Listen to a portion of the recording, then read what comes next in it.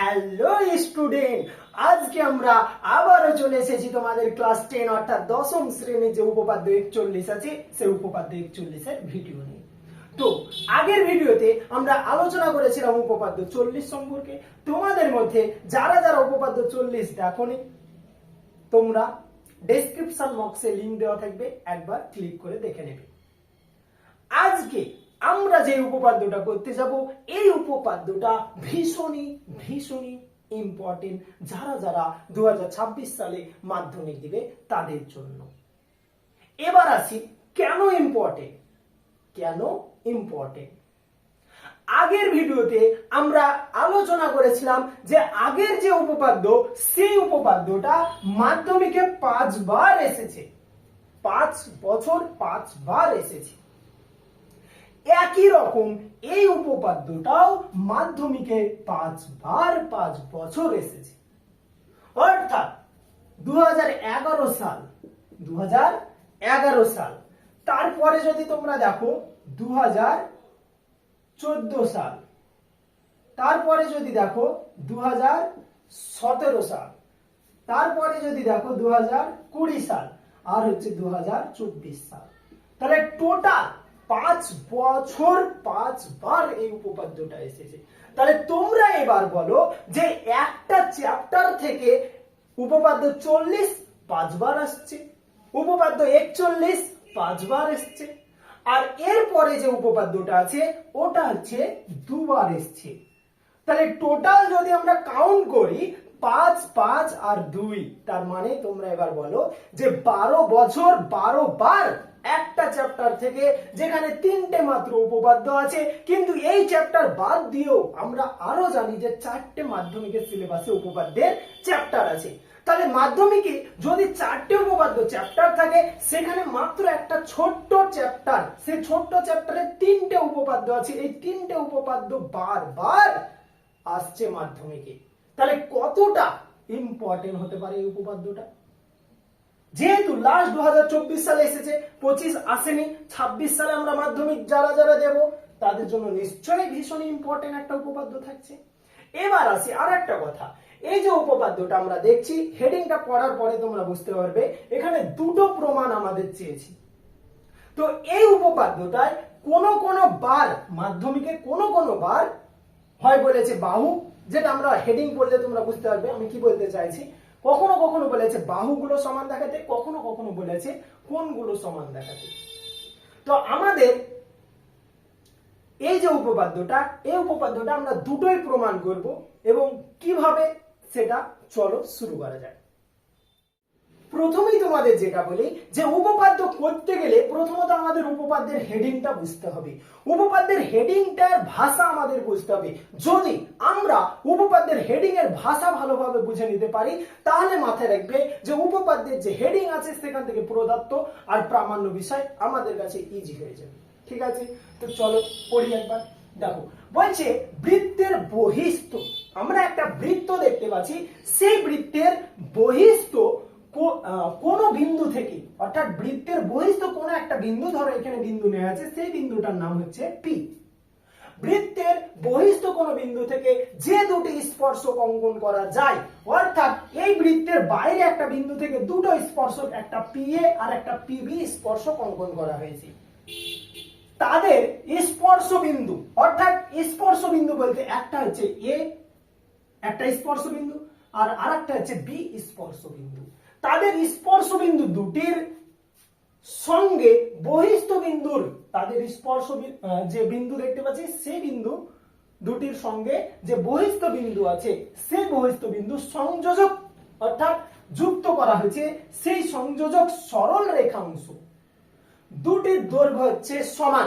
কোন বছর এত দূর পর্যন্ত বলেছে প্রমাণ করো, আবার কোন বছর কি বলেছে তার কেন্দ্রে সমান কোণ উৎপন্ন হয়, অর্থাৎ তার যে কেন্দ্রে এই কোণটা আর এই কোণটার দৈর্ঘ্য কি হবে, সমান হবে। এটা হচ্ছে আমাদের দেখাতে হবে, এটা আমাদের কি করতে হবে, প্রমাণ করতে হবে। কোন বছর আবার দুটোই দিয়েছি প্রমাণ। ঠিক আছে, তো চলো শুরু করা যাক। আগের উপপাদ্যেতেও আমরা এই একই কথা একই জিনিস বলেছিলাম যে উপপাদ্যের যে হেডিং আছে সেখান থেকে আমাদের বুঝতে হবে যে কতদূর পর্যন্ত প্রদত্ত লিখবো আর কতদূর পর্যন্ত প্রামাণ্য বিষয় অর্থাৎ প্রমাণ করতে হবে লিখবো। দেখো এই বৃত্তের থেকে আমরা সংযোজক সরল রেখাংশ পর্যন্ত মানে এতদূর পর্যন্ত আমরা কি করব বলতো, এটা কি বানিয়ে নাম দিয়ে, আমরা যে নাম দিয়েছি সেই নাম দিয়ে লিখবো। ঠিক আছে, আমাদের বলেছে বৃত্তের বহিঃস্থতা বলেছে, তাহলে আমরা ও কেন্দ্রীয় বৃত্ত বলতে পারি। আচ্ছা, ও কেন্দ্রীয় বৃত্তের বহিঃস্থ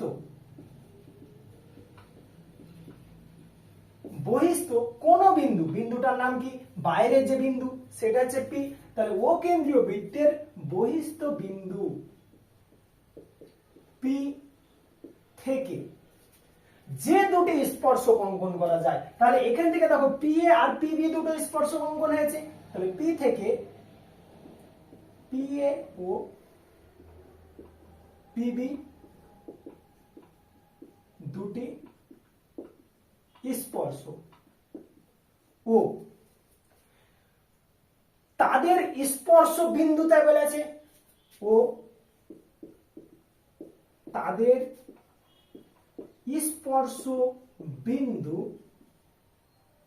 দুটি যথাক্রমে স্পর্শ বিন্দু অর্থাৎ তারা কোন কোন জায়গায় হচ্ছে ছেদ করেছে বৃত্তের উপর, একটা হচ্ছে এ আর আরেকটা হচ্ছে বি। ঠিক আছে, আচ্ছা এরপরে আমরা দেখো তো ও থেকে এ, ও থেকে বি আর ও থেকে পি যুক্ত করতে পারি না, তাহলে আমরা বলতে পারি যে ও কমা এ, ও কমা বি আর ও কমা পি যুক্ত করা হয়েছে।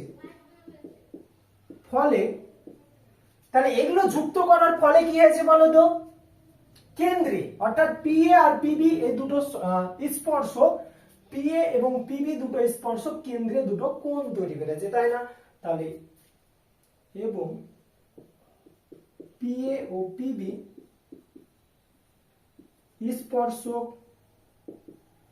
দুটি কেন্দ্রে কোণ পি ও এ আর নিচে দেখো পি ও এ আর নিচে হচ্ছে পি ও বি, ও কোণ পি ও বি কোণ উৎপন্ন করেছে। আমি আবারও বলছি, প্রদত্তটা দেখে মনে হচ্ছে অনেকটা বড় হয়েছে, কিন্তু কিছুই না, আমরা ভাষাটাকে দেখে একটু বানিয়ে লিখেছি। ওরা বলেছিল বৃত্তের বহিঃস্থ, আমরা ধরে নিয়েছি ও কেন্দ্রীয় বৃত্তের বহিঃস্থ। ওরা বলেছিল কোন বিন্দু, আমরা ধরে নিয়েছি পি থেকে, তোমরা নিজের ইচ্ছা মতো নামও দিতে পারো, পি থেকে যে দুটি স্পর্শক অর্থাৎ আমরা একটা স্পর্শক পি এ আর একটা হচ্ছে উপরে একটা পি এ আর নিচে একটা পিবি দুটো স্পর্শক অঙ্কন করেছি। ফলে যথাক্রমে এরপরে আমরা কি করলাম, ও এ, ও বি আর ও পি এগুলোকে যুক্ত করে দিয়েছি। ঠিক আছে, যুক্ত করা হয়েছে। ফলে এই যে উপরের স্পর্শকটা অর্থাৎ পি এ আর এই যে নিচের স্পর্শকটা অর্থাৎ পিবি, এই দুটো স্পর্শক দেখো তো কেন্দ্রে দুটো কোণ উৎপন্ন করেছে না, একটা হচ্ছে পিও এ আর আরেকটা হচ্ছে পিও বি। আমাদের যেটা করতে হবে প্রামাণ্য বিষয় অর্থাৎ আমাদের যেটা প্রমাণ করতে হবে, আমাদের কি প্রমাণ করতে হবে?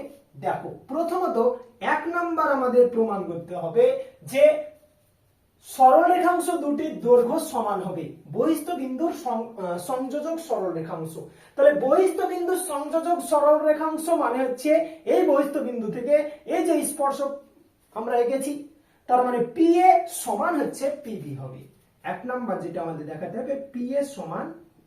2 নম্বর আমাদের কি দেখাতে হবে, দেখো তারা কেন্দ্রে সমান কোণ উৎপন্ন করেছে অর্থাৎ পি ও এ আর পি ও বি, বা আমরা বলতে পারি এ O P R B O P, এই দুটো কোণের পরিমাপ কি হবে, সমান হবে। তাহলে কোণ পি ও এ সমানই হবে কোণ পি ও এ সমানই পি ও বি। এই দুটো জিনিস আমাদের প্রমাণ করতে হবে। ঠিক আছে, আচ্ছা এবার আমরা যেটা করব সেটা হলো ডাইরেক্ট প্রমাণ। দেখো প্রমাণে আমরা একটা জিনিস দেখতে পাচ্ছি এখানে আগের যে উপপাদ্যটা অর্থাৎ উপপাদ্য 40, সেই উপপাদ্য 40 এর কনসেপ্টটা এখানে কাজে লাগবে একটু। প্রমাণে আমরা এটা দেখতে পাচ্ছি যে পিএ আর পিবি দুটো স্পর্শক, পিএ ও পিবি দুটি স্পর্শক এবং এবং ও এ বা এও আর ও বি দুটো হচ্ছে স্পর্শ বিন্দুগামী ব্যাসার্ধ, অর্থাৎ ও এ আর নিচে একটু যদি চলে আসি, ও এ এখানে যেহেতু এবং লিখেছি তাহলে ও লিখবো, ও এ ও ও বি দুটি স্পর্শ বিন্দুগামী ব্যাসার্ধ। এই ব্যাসার্ধটা এটাও স্পর্শ আর এটাকে স্পর্শ করছে, তাই স্পর্শ বিন্দুগামী ব্যাসার্ধ বলা হয়েছে। আমি আবারও বলছি, প্রমাণটা আছে খুবই ইম্পর্টেন্ট। প্রমাণে কি বলছে যে ওপরে পিএ আর পিবি দুটো স্পর্শক, যেটা আমরা আগে প্রদত্ততে দেখলাম, তাই পিএ আর পিবি দুটো স্পর্শক বলতে পারি। এবং ও থেকে এ পর্যন্ত এটা হচ্ছে একটা ব্যাসার্ধ, আবার ও থেকে বি পর্যন্ত এটাও একটা ব্যাসার্ধ। কিন্তু ও থেকে এ পর্যন্ত দেখো ওপরে যে স্পর্শক আছে সেই স্পর্শক হচ্ছে টাচ করেছে, আর ও থেকে বি পর্যন্ত নিচে যে বিপি বা পিবি স্পর্শক আছে তাকে টাচ করেছে বা স্পর্শ করেছে। তাই আমরা বলতে পারি পিও ও পিবি দুটো স্পর্শক এবং ও এ ও ও বি দুটি স্পর্শ বিন্দুগামী কি ব্যাসার্ধ। যখনই দুটো স্পর্শ বিন্দুগামী ব্যাসার্ধ আমরা বলতে পারবো, উপপাদ্য 40-এ আমরা এই জিনিসটা শিখেছিলাম যে কোন বৃত্তের বাইরে যদি কোনো স্পর্শক থাকে তাহলে স্পর্শ বিন্দুগামী যে ব্যাসার্ধটা থাকবে সেটা বাইরে যে স্পর্শকটা আঁকা হয়েছে সেই স্পর্শকের উপর লম্ব হবে। তাহলে সেই কনসেপ্ট থেকে আমরা এই কথাটা অবশ্যই বলতে পারি যে অতএব ও এ লম্ব ও এ কার উপর পি এবং ও বি লম্ব কার উপর বিপি বা হচ্ছে পিপি। এটা আমরা অবশ্যই বলতে পারি। কেন? কারণ এই যে দুটো স্পর্শক আর স্পর্শ বিন্দুগামী ব্যাসার্ধ। এবার একটা মজার জিনিস দেখো, ওপরে আমরা একটা ত্রিভুজ পেয়েছি, আবার নিচেও একটা ত্রিভুজ পেয়েছি, তাই না? তাহলে ওপরের আমরা যে ত্রিভুজটা পেয়েছি সেই ত্রিভুজে আমরা দেখতে পাচ্ছি যে এটা আছে, এটার উপর হচ্ছে কি আছে, লম্ব আছে, আবার এই বাহুটা আমরা দেখতে পাচ্ছি এর উপর লম্ব আছে। তাহলে সাপোজ সিঙ্গেল ভাবে যদি আমরা ভাবি, ওপরে একটা ত্রিভুজ তৈরি হয়েছে, যেই ত্রিভুজটাকে আমরা বলতে পারি সমকোণী ত্রিভুজ। কেন সমকোণী ত্রিভুজ বলতে পারি? কারণ এটা লম্ব আছে, তার মানে এই জায়গাটায় 90 ডিগ্রি কোণ তৈরি হয়েছে, আবার একই রকম ভাবে নিচেও 90 ডিগ্রি কোণ তৈরি হয়েছে। তার মানে তো আমরা বলতে পারি যে এটা এটার উপর লম্ব আছে, আবার ওবি হচ্ছে এর উপর লম্ব আছে। তাহলে আমরা এখন বলতে পারি যে পিও এ ও পিও এ আর নিচে হচ্ছে পিও বি সমকোণী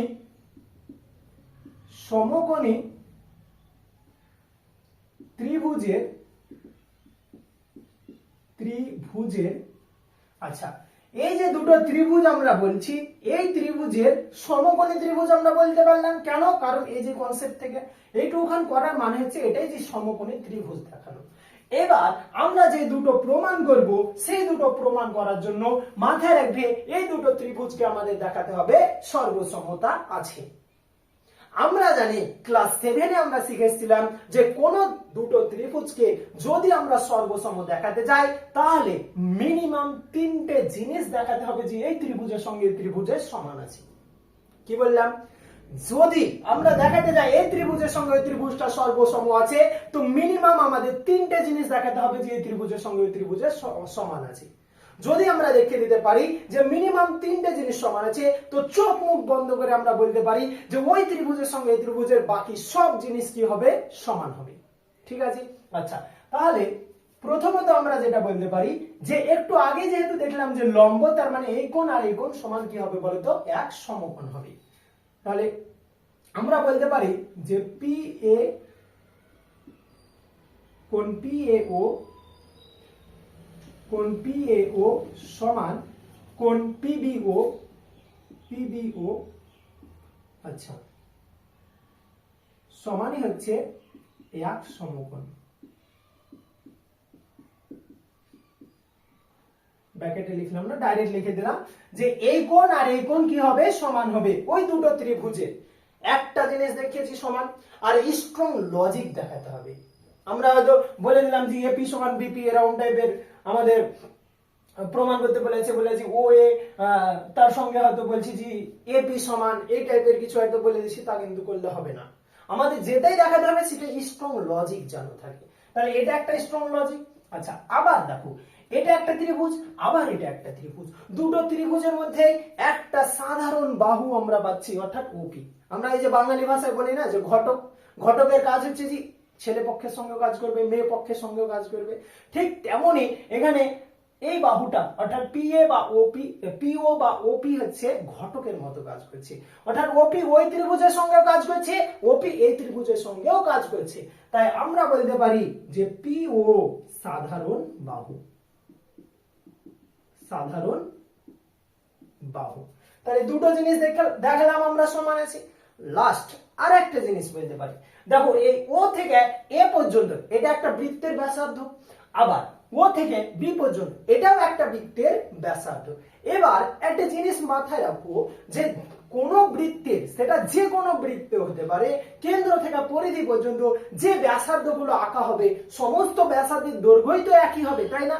অর্থাৎ সাপোজ যদি এটা 2 সেন্টিমিটার হয়, এটাও 2 সেন্টিমিটার হবে, এটা যদি 3 সেন্টিমিটার হয়, যতগুলো ব্যাসার্ধ আঁকা হবে প্রত্যেকটা ব্যাসার্ধের দৈর্ঘ্যই 3 সেন্টিমিটার হবে। তাহলে আমরা বলতে পারি যে ও এ সমান হচ্ছে ও বি। কোন কনসেপ্ট থেকে? একই বৃত্তের ব্যাসার্ধ, একই বৃত্তের ব্যাসার্ধ। ঠিক আছে, এবার দেখো মজার জিনিস, আমাদের সর্বসমতা দেখাতে গেলে আমরা জানি তিনটে জিনিস সমান দেখাতে হবে। যেখানে দেখো 1 2 3 তিনটে জিনিস আমরা সমান দেখিয়ে দিয়েছি। তাহলে ওই কনসেপ্ট থেকে আমরা এখন বলতে পারি যে অতএব ত্রিভুজ পিওএ, ত্রিভুজ পিওএ সর্বসম, এটা হচ্ছে সর্বসম চিহ্ন, ত্রিভুজ এখানে যেটা নিয়েছিলাম পিও বি সর্বসমতা, সর্বসমতা। আচ্ছা, যখনই সমকোণী ত্রিভুজ আসবে তখনই মাথায় রাখবে বাহু কোণের কনসেপ্টটা না ভেবে তোমরা এই কনসেপ্টটা ভাববে যে সমকোণ, অতিভুজ আর হচ্ছে বাহু। তো দেখো প্রথমে আমরা কিন্তু সমকোণী প্রমাণ করেছি, যাকে সংক্ষেপে আমরা ইংলিশে আর লিখতে পারি। তারপর আমরা অতিভুজ দেখিয়েছি। অতিভুজ মানে একটা ত্রিভুজের যেটা সবথেকে বড় বাহু হবে, অর্থাৎ এই যে পিওটা হচ্ছে ওই ত্রিভুজের ক্ষেত্রেও বড় বাহু হবে, এই ত্রিভুজের ক্ষেত্রেও বড় বাহু, তাই এইচ লিখবো। আর এস, এস মানে সাইড মানে হচ্ছে বাহু। আমরা দেখালাম যে এটার সঙ্গে এটা সমান, অর্থাৎ এই বাহুর সঙ্গে এই বাহু সমান, কেন? একই বৃত্তের ব্যাসার্ধ। এস শর্তে, এই শর্তে হচ্ছে এই ত্রিভুজের সঙ্গে এই ত্রিভুজ কি হবে? সর্বসম হবে। আমাদের প্রমাণ করতে হবে যে পিএ সমান পিবি, অর্থাৎ পিএ হচ্ছে একটা ত্রিভুজের একটা বাহু, আবার অপর আরেকটা ত্রিভুজের বাহু দেখতে পাচ্ছি আমরা পিবি। আর আমরা একটু আগেই একটা জিনিস বললাম বা শিখলাম যে দুটো ত্রিভুজ যদি সর্বসম হয়ে যায় তার মানে আর কিচ্ছু প্রমাণ করার দরকার নাই, আর কিচ্ছু দেখার দরকার নাই। আমরা ডাইরেক্ট এই কথাটা বলতে পারি যে অতএব পিএ সমান হচ্ছে পিবি। কেন? কারণ হচ্ছে এই ত্রিভুজ আর এই ত্রিভুজ সর্বসম ত্রিভুজের কি অনুরূপ বাহু, অনুরূপ একই দিকের বাহু। তাহলে আমরা বলতে পারি যে যেহেতু বাহুতে সর্বসম ত্রিভুজের অনুরূপ বাহু। ঠিক আছে, এটা হচ্ছে 1 নাম্বার, আমাদের 1 নাম্বার যেটা দিয়েছিল 1 নাম্বার প্রমাণিত। আমরা লিখতে পারি 1 নাম্বার প্রমাণিত। আচ্ছা, এবার হচ্ছে আমরা যেটা করব 2 নাম্বার প্রমাণ করব। দেখো 2 নম্বরে পিওএ, অর্থাৎ পিওএ এই কোণের সঙ্গে এই কোণ। আচ্ছা, ওটাও আমরা দেখতে পাচ্ছি যে উপরের কোণটাও একটা ত্রিভুজের কোণ, আবার নিচের কোণটাও একটা ত্রিভুজের কোণ। তাহলে আমরা এটাও তো বলতে পারি সমান আছে, অর্থাৎ আবার কোণ পিওএ সমানই হচ্ছে কোণ পিওবি। কি কনসেপ্ট আমরা বলতে পারি? একই রকম সর্বসম ত্রিভুজের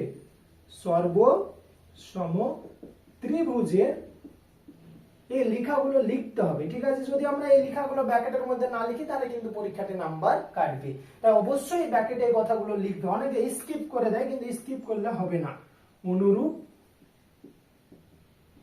অনুরূপ কোণ, এটা আমরা বলবো 2 নাম্বার প্রমাণিত। এটাই তো আমাদের প্রমাণ করতে বলেছিল, 2 নাম্বার প্রমাণিত। এখনো যাদের ক্লিয়ার হয়নি, আমি আবারও প্রথম থেকে তোমাদের বলছি, একদম সোজা আর ইজি। উপপাদ্য করতে গেলে আমাদের প্রথমত হেডিংটা ভালোভাবে বুঝতে হবে। যদি আমরা হেডিংটা ভালোভাবে বুঝে নিতে পারি তাহলে প্রদত্ত আর প্রামাণ্য বিষয় আমাদের কাছে কিন্তু একদমই ইজি হয়ে যাবে। দেখো, হেডিং এ আমাদের বলছে বৃত্তের বহিস্থ কোন বিন্দু, অর্থাৎ একটা বৃত্ত আছে, সেই বৃত্তের বহিস্থ কোন একটা জায়গায় বিন্দু আছে, সেই বিন্দু থেকে আমরা কি বলছে, যদি দুটো স্পর্শক অঙ্কন করা যায়, অর্থাৎ এই বিন্দু থেকে দুটো স্পর্শক অঙ্কন করা যায়, তাদের স্পর্শ বিন্দু দুটি, অর্থাৎ যে জায়গাটা টাচ করছে সেই স্পর্শ বিন্দু দুটির সঙ্গে বহিস্থ বিন্দু, অর্থাৎ এই যে বিন্দুটা আছে এই বিন্দুর সঙ্গে এটা, এই বিন্দুর সঙ্গে এটা যে স্পর্শক আর বহিস্থ বিন্দু সংযোজক মানে যুক্ত করা হয়েছে, যে সরল রেখাংশ পাওয়া যাচ্ছে, সেই সরল রেখাংশ দুটির দৈর্ঘ্য সমান হবে। অর্থাৎ সাপোজ যদি এটা 5 সেন্টিমিটার হয়, এটাও 5 সেন্টিমিটার হবে, এরকম বলছি। আমি একটা উদাহরণ বললাম, এটা উপরের সঙ্গে নিচটা কি হবে, সমান হবে। আর কি হবে, এবং তারা কেন্দ্রে, অর্থাৎ এই কেন্দ্রে বৃত্তে যে কেন্দ্র আছে ও কেন্দ্র, সেই কেন্দ্রে দুটো সমান কোণ তৈরি হবে। অর্থাৎ সাপোজ যদি এটা 60 ডিগ্রি হয়, এটাও 60 ডিগ্রি হবে, এটা ওরা বলছে, ঠিক আছে? তো আমরা কি করলাম, প্রথমত যেটা প্রদত্ত করলাম, ওই যে ভাষাটা আছে সেই ভাষাটাকে লিখলাম, ঠিক আছে? আচ্ছা, প্রামাণ্য বিষয় আমাদের যেটা প্রমাণ করতে হবে পয়েন্ট আকারে, অর্থাৎ রোমান হরফে 1 নাম্বার, রোমান হরফে 2 নাম্বার দিয়ে আমরা লিখে দিলাম যে আমাদের প্রমাণ করতে হবে PA সমান PB, আর আমাদের প্রমাণ করতে হবে POA সমান হচ্ছে POB, ঠিক আছে? এবার উপপাদ্য যেটা মেন জিনিস, মেন প্রমাণে আমরা কি করলাম, আগের উপপাদ্য আমরা শিখলাম, অর্থাৎ উপপাদ্য 40 এ যেটা শিখেছিলাম সেই কনসেপ্ট অনুযায়ী আমরা এটা বলতে পারি যে পি আর পিবি যদি দুটো স্পর্শক হয়, আর ওএ বা এও আর ওবি বা বিও যদি দুটো স্পর্শ বিন্দুগামী ব্যাসার্ধ হয়, তাহলে অবশ্যই তারা কি হবে, একে অপরের উপর, অর্থাৎ স্পর্শকের উপর স্পর্শ বিন্দুগামী যেটা ব্যাসার্ধ আছে সেটা লম্ব ভাবে থাকবে। তাই আমরা ওই কনসেপ্ট থেকে বলতে পারি ওএ লম্ব হচ্ছে পি এবং ওবি লম্ব হচ্ছে বিপি বা হচ্ছে পিবি, ঠিক আছে? ক্লিয়ার? আচ্ছা, যখনই এই কথাটা বলে দিব তার মানে আমরা বলতে পারি যে এই দুটো এখন কি ত্রিভুজ, সমকোণী ত্রিভুজ। তাহলে যখন সমকোণী ত্রিভুজ হবে, সেই সমকোণী ত্রিভুজটাকে আমাদের দেখাতে হবে যে তিনটে জিনিস সর্বসম আছে। যদি স্ট্রং লজিকের সাহায্যে আমরা দেখিয়ে দিতে পারি যে এই ত্রিভুজের সঙ্গে ওই ত্রিভুজের তিনটে জিনিস সমান আছে, তার মানে আমরা বলতে পারি বাকি সব জিনিস কি হবে, সমান হবে। তাই আমরা কি করলাম, এই যে কনসেপ্টটা পেয়েছি সেই কনসেপ্ট অনুযায়ী প্রথমত বললাম PAO সমান হচ্ছে PBO সমানই এক সমকোণ, একটা লজিক দেখলাম। আবার ওপি বা পিও এটা আমরা দেখছি যে সাধারণ বাহু, অর্থাৎ এই ত্রিভুজের সঙ্গেও কাজ করছে, আবার নিচে যে ত্রিভুজ আছে সেই ত্রিভুজের সঙ্গেও কাজ করছে, তাই ওপি বা পিও হচ্ছে একটা সাধারণ বাহু, 2 নাম্বার। আচ্ছা, 3 নাম্বার আমরা যেটা দেখালাম যে বৃত্তের কেন্দ্র থেকে এই স্পর্শক পর্যন্ত, আবার ওই বৃত্তের কেন্দ্র থেকে নিচের যে স্পর্শ বিন্দু আছে সেই বিন্দু পর্যন্ত স্পর্শক হচ্ছে, তার মানে ওএ সমান ওবি হবে। ওএ সমান ওবি এটাকে আমরা কি জানি যে যে কোনো বৃত্তের ব্যাসার্ধ আর ব্যাসার্ধের দৈর্ঘ্য সব সময় সমান হয়, তাই একই বৃত্তের ব্যাসার্ধ। তিনটে স্ট্রং লজিক দেখিয়েছি। এবার আমরা বলতে পারি যে এরা দুটো ত্রিভুজ কি আছে, সর্বসম আছে। সর্বসম ত্রিভুজের বা সর্বসমতার কোন শর্তে আছে বলতো, দেখো সমকোণ, অতিভুজ আর বাহু, তাই আমরা আর এইচ এর শর্তে লিখেছি। আচ্ছা, যখনই দুটো ত্রিভুজ সর্বসম হবে তার মানেই তো আমরা বলতে পারি যে অতএব সর্বসম ত্রিভুজের অনুরূপ বাহু, 1 নাম্বার প্রমাণিত। আবার কোন দুটো সমান, কি সর্বসম ত্রিভুজের অনুরূপ কোণ, ঠিক আছে? তার মানে আমরা এখন বলতে পারি এটাও 2 নাম্বার প্রমাণিত, ঠিক আছে? এই উপপাদ্যটা আমি আবারও বলছি খুবই ইম্পর্টেন্ট একটা উপপাদ্য, তাই তোমরা যত্ন সহকারে আর একটু মন দিয়ে ব্রেন ফ্রেশ মাথায় বসে তোমরা এই উপপাদ্যটা করবে। অবশ্যই আমি আশা করছি তোমাদের এই ভিডিওটা দেখার পরে ক্লিয়ার হয়ে যাবে তোমাদের উপপাদ্যটা। তো আজকে এতদূর পর্যন্ত। দেখা হচ্ছে তোমাদের যে নেক্সট যে উপপাদ্যটা আছে, অর্থাৎ এই চ্যাপ্টারের আরেকটা লাস্ট উপপাদ্য 42, সেই 42 এর ভিডিও নিয়ে খুব শীঘ্রই আমি আবারও আসছি। ততক্ষণের জন্য তোমাদের সঙ্গে গুড বাই।